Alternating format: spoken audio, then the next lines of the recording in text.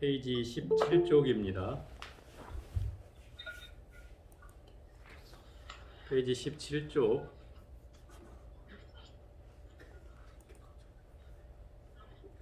책 한 권 가지고.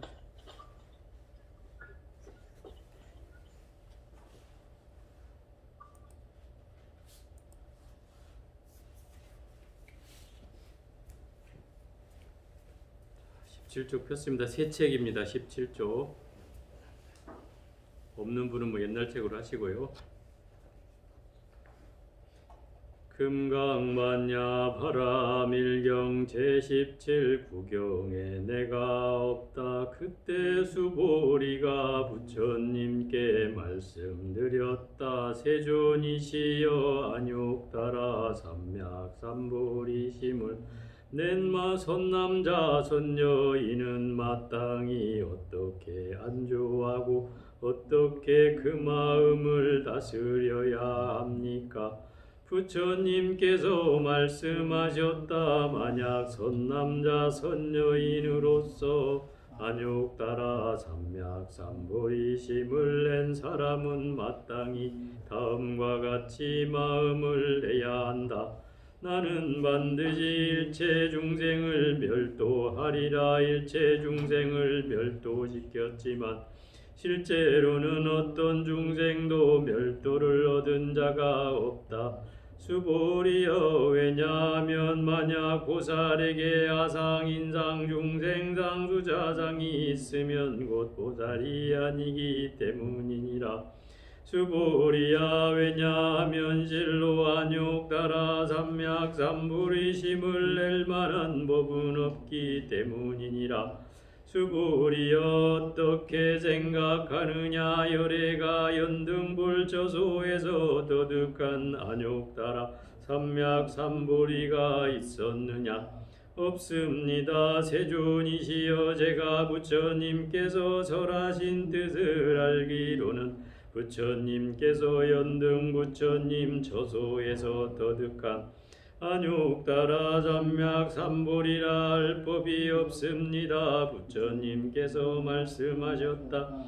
그래 그렇다. 수보리여, 열애가 안욕따라 삼맥삼보리를 더득한 법은 없느니라. 수보리여, 열애가 안욕따라 삼맥삼보리를 더득한 법이 있었다면 연등불은 한때 그대는 내세의 서가문이라는 이름의 부처가 될 것이라고 수기하지 않았을 것이니라. 안욕따라 삼맥삼보리를 더득한 법이 실로 없었으므로 연등불은 한때 그대는 내세에 반드시 서가문이라는 이름의 부처가 될 것이라고 수기하였느니라. 왜냐하면 열애란 모든 법의 진열하는 뜻이기 때문이니라. 수보리여, 만약 어떤 사람이 열애는 안욕따라 삼맥삼보리를 더득하였다고 말한다 해도 열애에게는 안욕따라 삼맥삼보리를 더득한 법이 실로 없느니라. 수보리여, 열애가 더득한 안욕따라 삼맥삼보리에는 실다움도 없고 허망함도 없으므로 열애는 일체법을 모두 불법이라고 설하느니라. 수보리여, 일체법이라 말한 것은 곧 일체법이 아니므로 일체법이라 이름한 것이니라. 수보리여, 비유하면 사람의 몸이 장대함과 같으니라. 수보리가 말씀드렸다. 세존이시여, 열애께서 사람의 몸이 장대하다고 말씀하신 것은 곧 장대한 몸이 아니라 그 이름이 장대한 몸입니다. 수보리여, 보살도 또한 그와 같으니라. 만약 보살 자신이 반드시 한량 없는 중생을 제도할 것이라고 말한다면 그것은 보살이 아니니라. 수보리여, 왜냐하면 진로 보살이라 할 만한 법이 없기 때문이니라. 이런 까닭에 열애는 일체법에 내가 없고 사람이 없으며 중생이 없고 수자가 없다고 설하느니라. 수보리여, 만약 보살이 반드시 불국도를 장엄할 것이라고 말한다면 그것은 보살이라 말할 수가 없느니라. 왜냐하면 열애가 불국토를 장엄한다고 말하는 것은 곧 장엄이 아니라 이름이 장엄이기 때문이니라.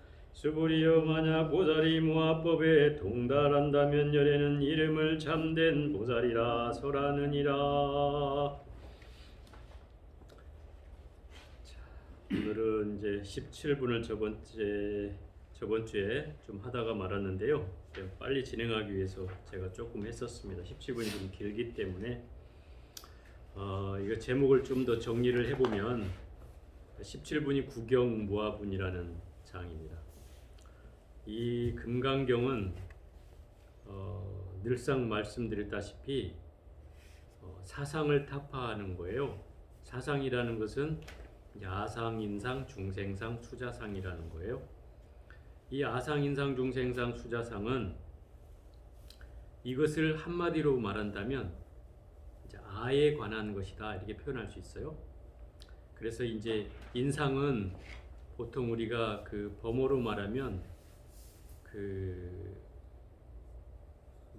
뭐라고 하지? 개하라 그러나 개하? 뭐 뿌드갈라 이렇게 해서 개하라고 표현하는데 개별적인 나가 있다 이런 뜻이고요. 또 그 중생상이라는 것은 사뜨바라고 해서 유정, 뭐 생명체, 뭐 이런 생명의 존재 뭐 이런 뜻이고요. 그 다음에 그 수자상이라는 것은 범어로 말하면 지바라 그래서 영혼이란 뜻이에요. 그래서 수자상이라는 말은 우리가 오래 살고자 하는 마음이기도 한데 좀 더 정확히 말한다면 내가 뭔가 윤회해서 다음 생애까지 살려고 하는 마음을 갖는 것, 뭐 이런 것들이 어찌 보면 그 수자상이라고 할 수 있겠죠. 그래서 이건 이제 근원적으로 이 사상이라는 것을 한마디로 말한다면 아상의 다 범주에 속한다. 그래서 여기서 구경에 내가 없다라고 한 이 구경무화부는 결국 궁극의 경지에 가면은 이 사상이라는 건 존재하지 않는다. 이걸 말하기 위해서 구경무화분이라는 게 설해져 있다는 거고요. 전문 시간에 이제 한 3분의 1 정도 했는데 다시 좀 빠른 속도로 해보겠습니다.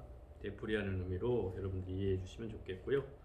안육따라 삼맥 삼보리심을 낸 선남자 선녀인은 마땅히 어떻게 안주하고 어떻게 그 마음을 다스려야 합니까? 이 대목은 이제 금강경의 2분에 나와 있어요.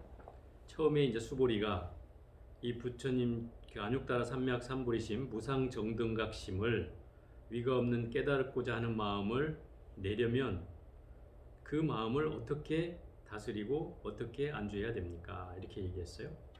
그러자 부처님께서 말씀하셨다.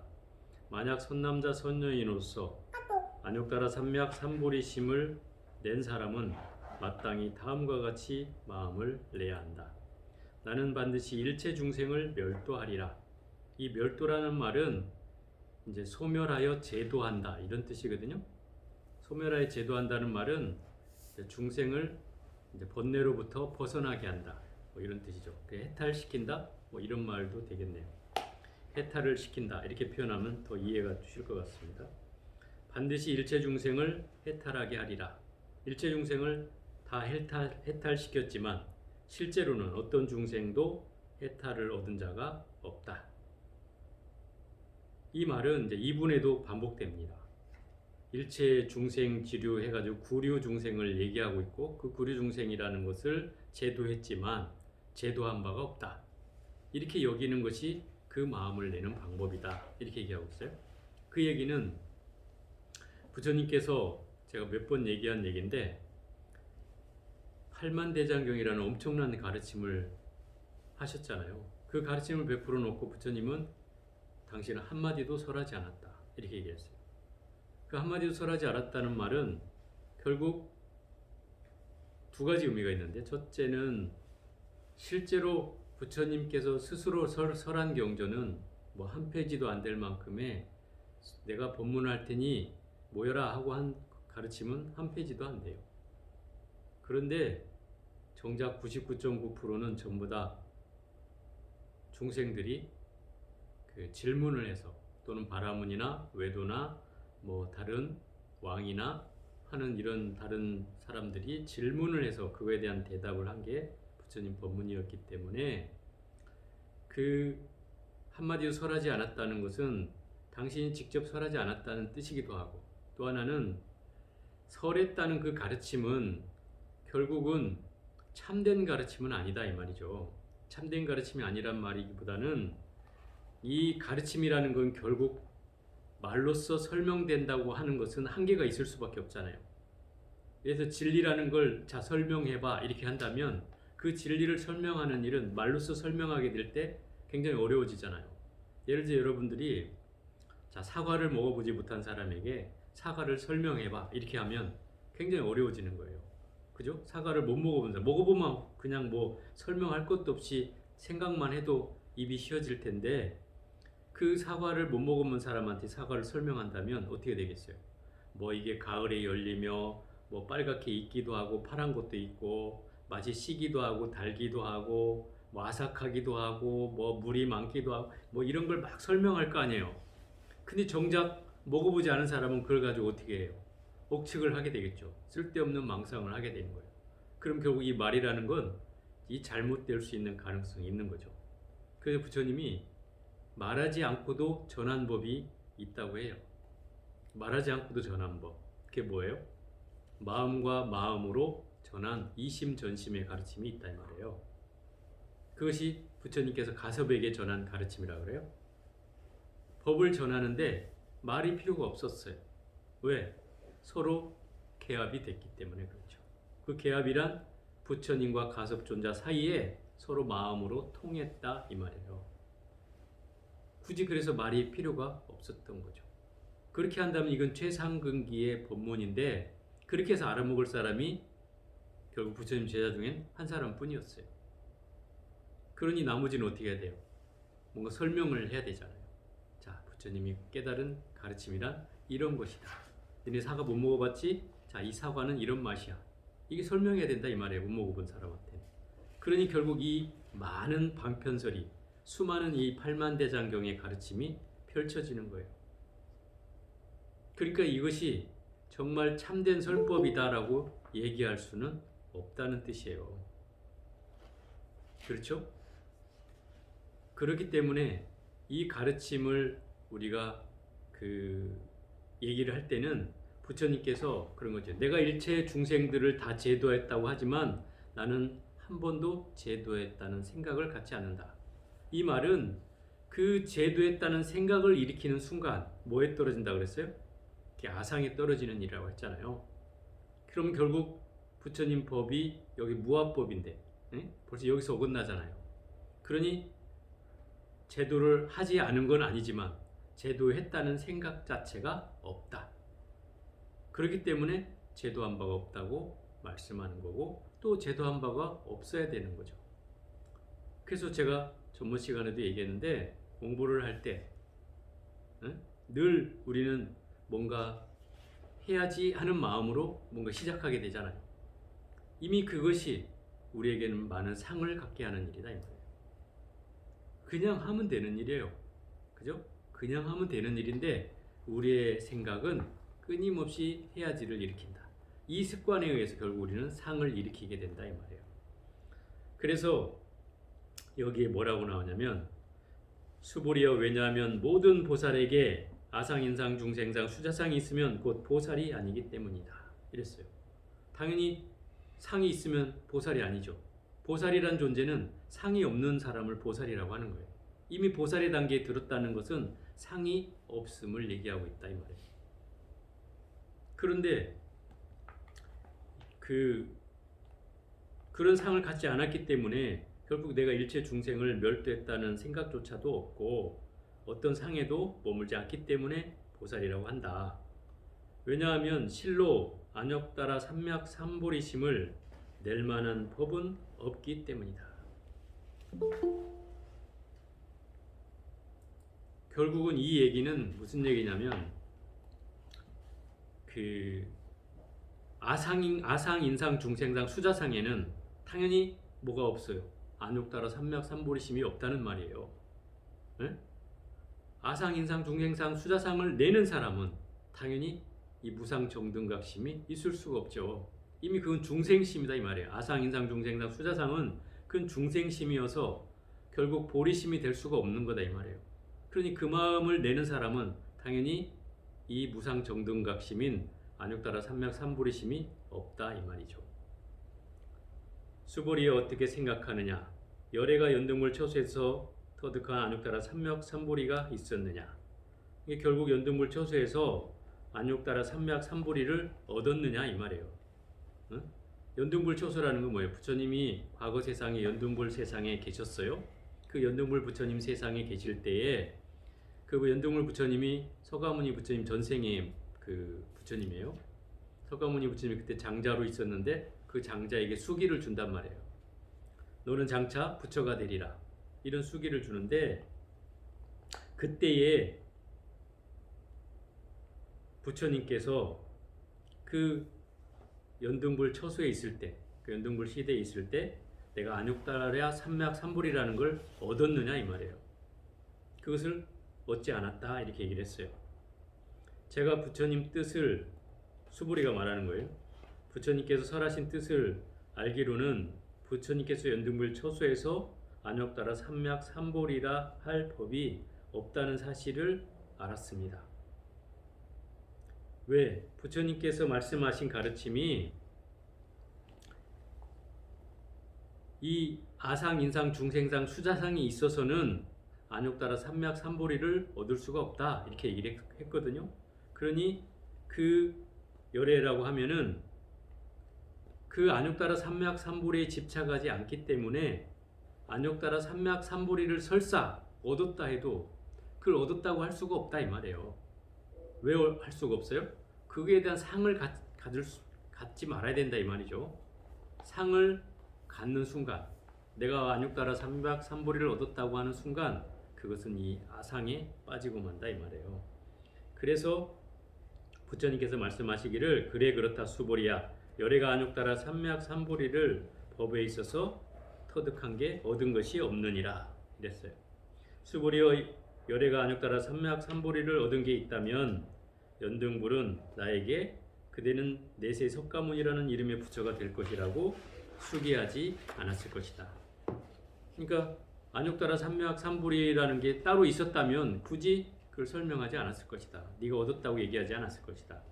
안욕따라 삼맥삼불이를 이 법에 있어서 실로 얻은 것이 없으므로 연등불은 나에게 내세 반드시 석가모니라는 이름의 부처가 될 것이라고 수기하였느니라.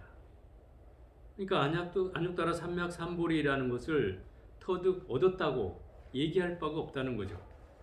얘기할 바가 없기 때문에 굳이 그것에 대해서 얻었다는 마음을 일으키지 않는다.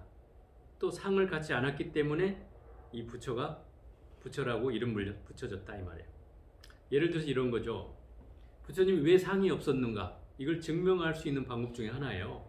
그게 뭐냐면 과거 생에 부처님이 그 연등불이 오셨을 때 공양물을 올리기 위해서 꽃을 구했어요. 그 여인에게 꽃을 황금을 주고 사잖아요. 물론 훗날에 이제 그 여인하고 뭐 야쇼다라 공주로 또 만나게 되지만 어쨌든 그 여인에게 황금 500냥을 주고 꽃 5송이를 구했어요. 그래서 부처님한테 공양 올리러 갔는데 부처님이 인파에 둘러싸여 있어서 공양물을 어떻게 부처님께 바칠 수가 없는 거죠. 그래서 그 장자가 어떻게 해요? 그 꽃을 던지잖아요. 부처님한테 던졌어요. 그 5송이를 던졌는데 다른 꽃은 다 부처님 앞에서 다 떨어졌지만 이 장자가 올린 꽃만은 부처님 앞에 둥둥 떠 있었다 이 말이에요. 그대로 멈춰서서. 부처님이 그 꽃을 보시고 그 장자를 향해서 뚜벅뚜벅 걸어오게 돼요. 그러자 인파가 길이 나뉘어져서 길이 열리게 되고 부처님과 장자가 이제 마주서게 되었는데 장자가 가만히 앞길을 보니 거기에 흙탕물이 놓여져 있었다 이 말이에요. 그래서 흙탕물을 어떻게 해요? 이 장자가 그걸 덮고 그것도 모자라서 머리까지 풀어 헤치고 그리고 나서 엎드렸다 이 말이에요. 그 부처님한테 손을 받쳐들고 부처님이시여 저를 밟고 지나가십시오 이러는 거죠.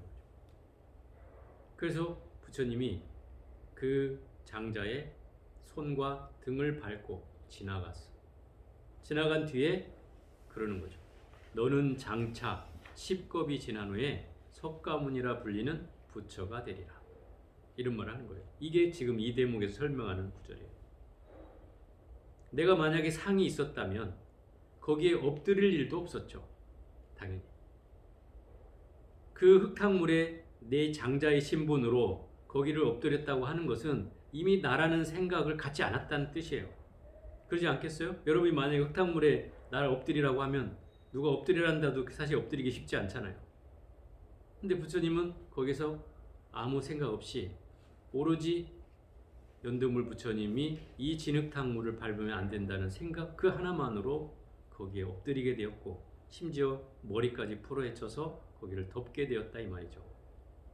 그 모습이 부처님이 이 아상과 인상, 중생상, 수자상을 떠났다는 얘기예요. 그 자리에서 이미 그 마음이 없었기 때문에 결국 안욕따라 삼맥삼볼이라는 것은 그냥 그 아상이 없어지는 순간 나한테 이미 와 있는 거예요. 굳이 그걸 얻으려고 특별히 하지 않았어도 마치 이런 것과 같아요.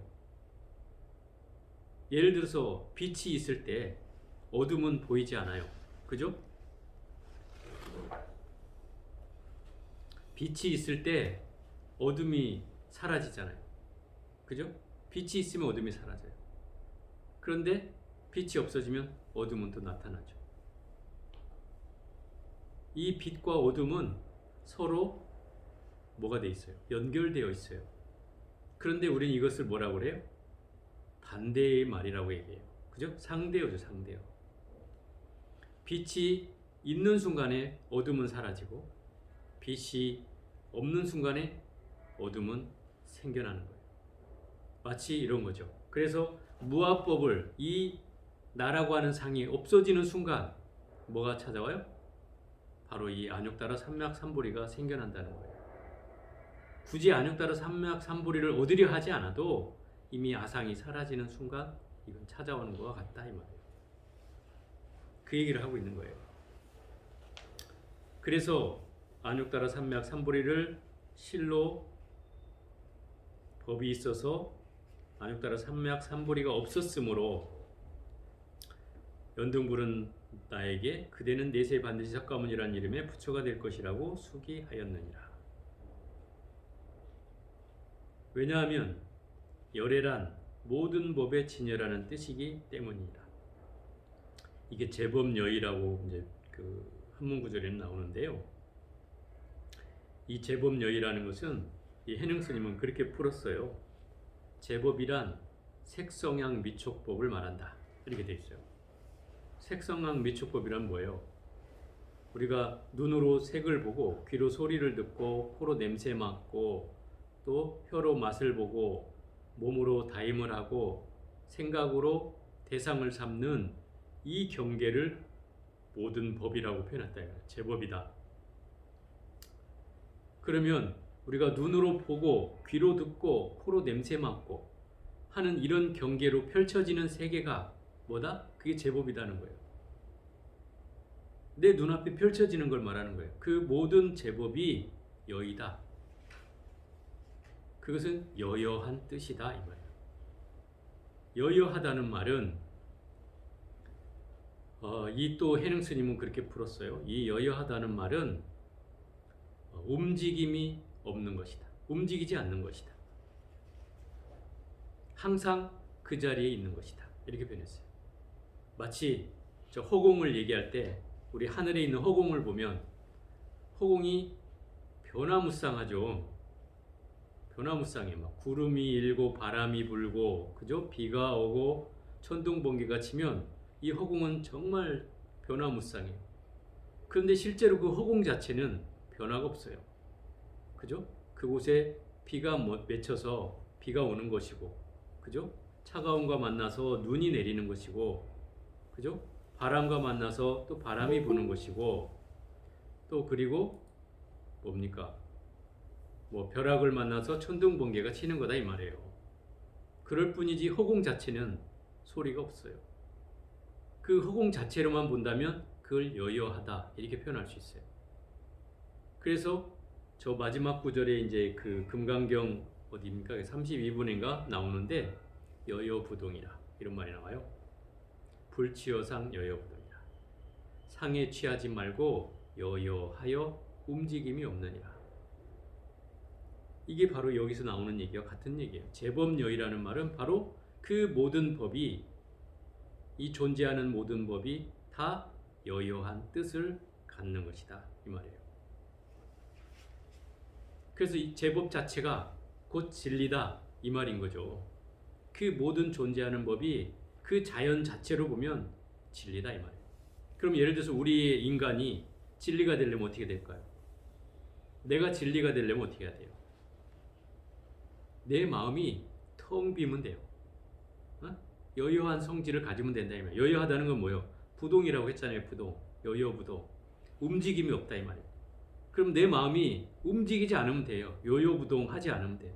열이 움직이고 저리 움직이고 누가 막 건들면 막 마음이 일어나고 하는 이런 경계에 휩쓸리지 않고 시끄럽게 하든 말든 내 마음이 어디에도 흔들림 없이 요지부동하면 그게 여여한 것이다. 그럼 사람도 여여할 수 있고 자연도 여여할 수 있잖아요. 마치 이것을 우리는 뭐라고 표현해요? 그걸 공이라고 하는 거예요. 공이라는 건 그런 거잖아요. 텅 비어 있다는 거예요. 텅 비어 있다는 건 뭐예요? 없다는 게 아니에요. 그죠? 없는 게 아니에요. 우리가 허공할 때 공자를 쓴다 이 말이야. 하늘 공자로도 쓰지만 텅 빌 공자라고도 해요. 그런데 하늘은 아무것도 없기도 하지만 꽉 차 있기도 해요. 그래서 옛날에 법정 스님은 그걸 텅 빈 충만이라고 책도 쓰셨어요. 이 공의 표현이다 이 말이에요. 그 얘기는 이 하늘은 아무것도 없이 텅 비어 있잖아요. 모든 걸 수용할 수 있을 만큼 넓어요, 이 허공은. 그런데 이 허공에 가득 차 있는 게 있어요. 뭐가 가득 차 있죠? 공기가 가득 차 있어요. 그죠? 공기는 눈에 보이지 않아서 여러분한테 안 보일 뿐이지만 이 공기로 가득 차 있어요. 그래서 텅 빈 충만이라고 하는 거예요.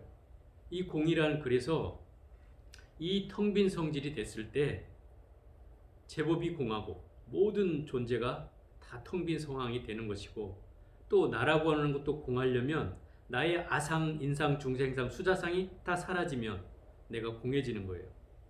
그럼 내가 없어지는 게 아니라 내 존재는 여기에 있지만 내 안에 있는 모든 집착과 욕망과 성냄과 어리석음이 다 사라지는 거다 이 말이에요.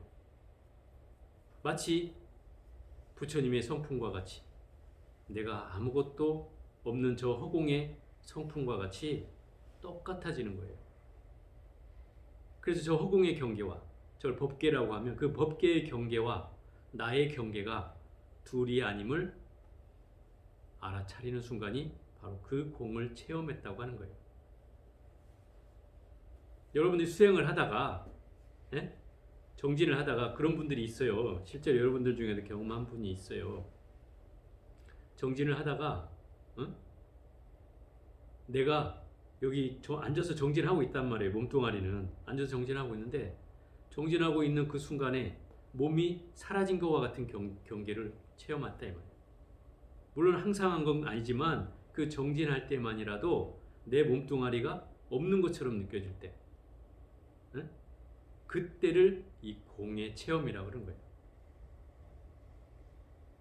그러면 이 우주 법계와 내가 둘이 아님을 깨닫는 순간이야. 그 순간이, 그게 한 경계를 깨닫는 순간이에요. 나와 법계의 성품이 똑같아진다 이 말이에요. 둘이 아닌 경계를 얻는다. 텅 빈 경계, 여여한 경계, 여여부동한 경계를 얻는 걸 제법여의라 한다. 수불이여, 만약 어떤 사람이 열에는 법이 있어서 안국따라 삼맥삼보리를 터득 얻었다고 말한다면, 어떤 사람이 열에는 안육따라 삼맥삼보리를 얻었다고 말한다면 열애에게는 안육따라 삼맥삼보리를 실로 터득한 법이, 얻었다고 할 만한 법이 없느니라 이랬어요. 그럼 열애는 왜 얻은 법이 없다고 그래요? 다른 사람이 얘기했다 하더라도 열애는 얻은 법이 없다고 하느니라. 수보리여, 열애가 안육따라 삼맥삼보리를 얻은 바는 실다움도 없고 허망함도 없으므로 열애는 인체법을 모두 불법이라고 하느니라. 실다움도 없고 허망함도 없다는 말은 지금 이거 제법 여의를 보충 설명하고 있는 거예요. 마치 허공이 만약에 법이라고 하면 그게 여여하다는 거예요. 그죠? 여여란 말은 아무 움직임이 없는 그 상태, 있는 그대로 상태를 말한다 이 말이에요. 그런데 거기에 무슨 실다움이 있어요? 허망함이 있어요? 에? 아무것도 없는 거죠. 그냥 그 자체다 이 말이에요. 그걸 설명하고 있는 거예요. 그러니 일체법이 다 뭐다? 그 텅 빈 허공에 있는 모든 법이 그게 다 부처님 법이다 이 말이에요. 부처님 법이 그걸 설명하고 있는 것이다 이 말이에요. 텅 비어 있는 아무것도 없는 법을 설명해. 또 아무것도 없는 법이라니까 사람들이 그럼 이거 너무 허망한 거 아니에요? 이러는데 아니요. 너무 충만한 법이에요. 그거는. 텅 비어 있으면서도 다 차 있어요. 그 법을 설명하는 거다 이 말이에요. 그래서 불교가 오묘하다고 하는 건 바로 이 점이에요. 없다고 하면 없다는 것에 걸리고 있다고 하면 있다는 것에 걸리기 때문에 그래서 없는 것도 아니고 있는 것도 아니다 이렇게 얘기하는 거예요. 어렵게 들리죠. 그런데 이 공을 설명할 땐 그렇게밖에 설명할 수가 없다. 왜? 사과를 먹어보지 않은 사람에게 야 공이 어떤데? 이렇게 물어보면 그래서 공이라는 것을 있다 없다로만 얘기하면 그 공도리에서 헤어나지 못한다. 공이란 있는 것도 아니고 없는 것도 아니다. 그 도리를 설명하고 있는 게 바로 금강경이다. 있다고 하는 사람에게는 없다는 걸 대서 그 있는 걸 깨부시고 또 없다고 하는 사람한테는 있다는 것을 대서 그 없다는 것을 또 깨는 도리가 바로 이 금강경에 설명되어 있는 거예요. 이걸 대꾸라 그래요. 그래서 이 해능 스님도 이 36대라 그래가지고 36가지의 대꾸로서 제자들을 제접했다 그래요. 그 대꾸란 뭐겠어요? 예를 들어서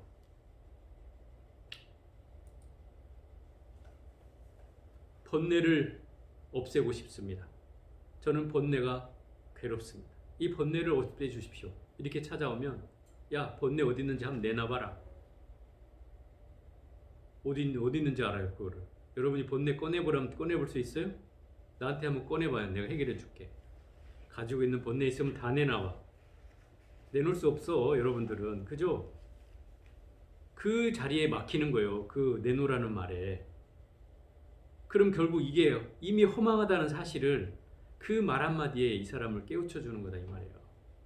내놓을 수 있는 것들이 내놓을 수 있는 거라면 그게 영원불멸한 거 실체가 있다는 말이잖아요. 근데 내놓을 만한 게 없어요. 그렇기 때문에 거기에 휘둘리고 있는 내가 얼마나 어리석은 거예요. 그걸 깨우쳐 주는 거예요. 그렇게 해서 이 선사들은 이 말 한마디로 내가 보지 못하는 세계를 깨우쳐 줬다 이 말이에요. 그래서 언하에 대화한다 이렇게 표현하는데 말씀 한 아래서 깨달음을 얻는다. 뭐 이 말이에요. 이게 이제 선사들이 주로 많이 하는 말인데요. 어쨌든 여기에 실다함도 없고 허망함도 없으므로 일체법을 다 불법이라고 하느니라. 수보리여 일체법이라고 말한 것은 또 일체법이라고 말한다 하더라도 그 일체법이 아니다 이 말이에요. 왜? 일체법이라고 하는 순간 그것도 또 걸리는 거죠. 그것조차 걸리는 거예요. 그러니까 일체법이라 이름할 뿐이다 이런 거예요. 그죠?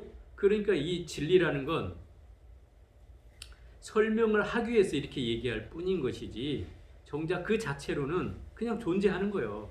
세상에 존재하는 허공이 그 자연의 이법이고 그 허공 자체가 제법 여여부동이다 이 말이에요. 그냥 여여해서 움직임이 없어. 그런데 거기에 뭐가 붙어요? 구름이 흐르고 비가 흐르고 또 눈이 내리고 뭐 천둥 번개가 치고 이러기 때문에 허공이 변화무쌍한 줄 알지만 그러나 허공 자체는 변화무쌍한 게 아니에요. 그죠? 우리 사람도 그렇잖아요. 우리 인간의 이 품성은 이미 불성을 가지고 있다고 하잖아요. 부처님도. 이미 불성을 가지고 있으면 불성은 이미 여여부동이야. 여여해서 움직임이 없는데 이 중생심이 일어나서 내가 화가 날 때는 또 화가 막 치밀어 오르고 누가 건드리면 짜증이 나고 시비가 일어나고 시기 질투가 일어나고 그죠? 또 욕심이 일어나고 또 어리석음이 일어나서 끊임없이 나를 어떻게 해요? 마음을 요동치게 만들잖아요. 또 배고픔이 일어나면 또 그걸 뭘 먹어야겠다는 생각에 밤잠을 설쳐가며 뭘 먹어야 할까 말까를 고민하면서 결국은 먹고 자서 아침날 또 괴로워서 힘들어하고, 그죠? 중생심은 늘 이런 마음과 싸우면서 괴로워한다 이 말이에요. 이것은 여여부동한 마음하고는 다른 마음이죠. 이게 중생심이라는 거예요. 이것은 이미 나는 이 여여부동한 마음이 있다는 거예요. 내 마음 안에는. 그런데 내가 업식으로 현현하는 마음은 뭐예요? 이 바로 중생심이죠. 끊임없이 끄달려가는 마음이 일어난다 이 말이에요. 탐내고 성내고 어리석고 짜증내고 시비하고 시기질투하고, 끊임없이 이런 마음이 일어나잖아요.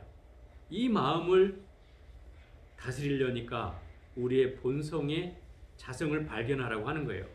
이걸 다스리려고 하니까. 왜? 그 자성이 발현되면 그 업식은 녹아버린다 이 말이에요. 사라져버려. 마치 밝아지면 어둠이 사라지듯이 내가 자성의 광명을 드러내면 나의 업식의 이 어두운 그림자는 사라져버린다 이 말이에요. 그냥 녹아내려 버려요. 그래서 이 공덕 가운데 최고의 공덕은 뭐예요? 깨달음을 얻는 일이라고 하잖아요. 자성을 밝히는 일이라고 했어요. 그러고 나면 내가 이 사경 안 해도 되지. 그럴 때는 강경 안 해도 돼. 보살승 일가표 안 써도 돼. 응? 내 자성을 발현한다면 안 해도 되죠. 근데 우리가 그것을 못하고 있기 때문에 끊임없이 아직은 이것을 통해서 내 업식의 종자를 어쨌든 어둠을 해결하는 쪽으로 가는 거예요. 내가 밝히기가 힘드니까. 그냥 보면 밝아질 텐데 잘 못 보니까 자, 어두운 것을 조금씩 덜어가자. 그 어두운 거를 자꾸 덜어가고 있는 거예요. 그러다 보니 조금씩 빛이 점점점으로 들어오고 있어요. 빛이 여러분들 마음속에. 그게 이제 커지면 마음의 크기가 커지는 것과 같죠. 그래서 마음이 점점 좀 요동치는 마음이, 휘둘리는 마음이, 주변 상황에 뭔가 휩쓸리는 마음이 훨씬 더 줄어들게 된다 이 말이에요. 그게 결국 우리가 이 공부를 하는 이유예요. 그래서 수보리야, 비유를 하면은 사람의 몸이 장대함과 같으냐. 장대하다는 것은 이제 부처님이 예를 들어서 뭐 엄청 큰 몸이다. 또 이제 큰 몸을 비유할 때 우리가 크다는 게 어떤 건가 대체? 어떤 걸 크다고 하는가? 크다는 것은 굉장히 상대적인 거잖아요. 누구보다 크다고 할 때 크다고 우리는 느껴지지 절대적으로 큰 건 없잖아요. 그런데 우린 장대하다고 하는 것은 여기 이제 그렇게 표현했어요. 세존이시여, 여래께서 사람의 몸이 장대하다고 말씀하신 것은 곧 장대한 몸이 아니라 그 이름이 장대한 몸일 뿐입니다. 그죠? 이 몸뚱아리가 크다고 여겨지는 이름이 있을 뿐이지 실제로 큰 건 아니다 이 말이죠. 예를 들어서 그렇잖아요. 옛날에 제일 높은 빌딩 하면 세계 높은 빌딩이 그 미국에 있었어요. 무슨 빌딩이었지? 뭐 스테이트 빌딩? 엠파이어 스테이트. 엠파이어 스테이트 빌딩인가 뭐 하여튼 그 105층짜리인가 있었어요. 그게 세계에서 제일 크다 그랬는데 요새는 그거보다 높은 빌딩이 많아졌잖아요. 뭐 말레이시아도 뭐 생겼고 저 두바이인가도 생겼어요. 그럼 어떤 걸 제일 크다고 할 거냐 이 말이에요. 옛날에는 뉴욕에 있는 빌딩이 컸는데 지금은 이제 두바이에 있는 빌딩이 제일 크대요. 그러면 이 크기라는 건 상대적으로 크기 때문에 점점 변하는 거잖아요. 그러니 크다는 말은 결국은 뭐예요? 크다는 말은 상대적으로 큰 것일 뿐이지 영원히 크다는 말은 아니다 이 말이에요. 그렇기 때문에 이 크다라고 하는 말은 이름이 크다는 것이지 그 절대적으로 크기를 말하는 게 아니다 이 말이에요. 이걸 이제 설명하고 있는. 이게 결국은 지금까지 금강경에 일관되게 흐르고 있는 바로 이름에 대한 집착을 하지 말라는 거예요. 명자에 대해서 우리가 흔들리기 시작하면 그것에 의해서 우리는 마음은 또 요동친다. 그래서 나는 이름이 무심이라고 불리는데 그냥 무심이라고 불릴 뿐이지 내가 무심한 건 아니잖아요. 그죠? 이름만 불릴 뿐이다 이 말이에요. 그냥 다만 무심이라고 이름할 뿐이지 저 사람은 무심한 스님이야. 이건 아니다 이 말이에요. 그죠? 그건 여러분이 생각할 뿐이지. 그지? 그걸 이제 얘기하는 거예요. 그래서 만약 보살 또한 그와 같으니라. 만약 보살 자신이 반드시 한량 없는 중생을 제도할 것이라고 말한다면 그것은 보살이 아니라. 그 얘기는 무슨 말이에요? 아까도 분명히 얘기했지만 마음을 항복받는 항복기심, 그러니까 그 마음을 항복받는 것은 어떤 거라고 했어요? 내가 실로 중생을 제도했지만 제도한 바가 없다, 이렇게 여기라고 했잖아요.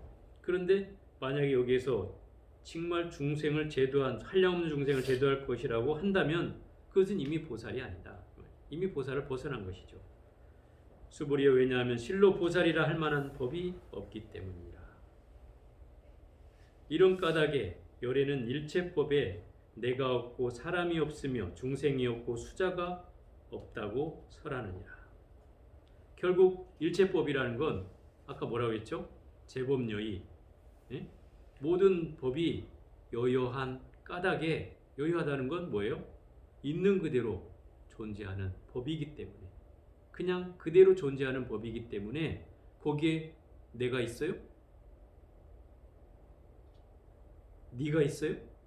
아니면 중생상이 있어요? 수자상이 있어요? 그게 다 없다는 뜻이다 이 말이에요.